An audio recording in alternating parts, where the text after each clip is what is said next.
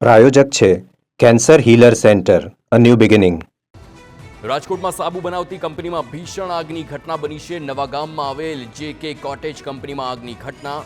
ભીષણ આગને પગલે સર્જાઈ નાસભાગ. આગના કારણે ફેક્ટરીમાં બ્લાસ્ટ થયા. ફાયર બ્રિગેડ અને પોલીસનો કાફલો ઘટના સ્થળે પહોંચ્યો અને આગ પર કાબુ મેળવવાના પ્રયાસ.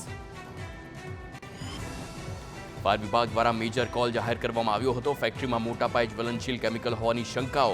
રોડ સુધી ધસી આવ્યો હતો જ્વલનશીલ કેમિકલનો જથ્થો. આગ લાગવાનું કારણ અકબંધ.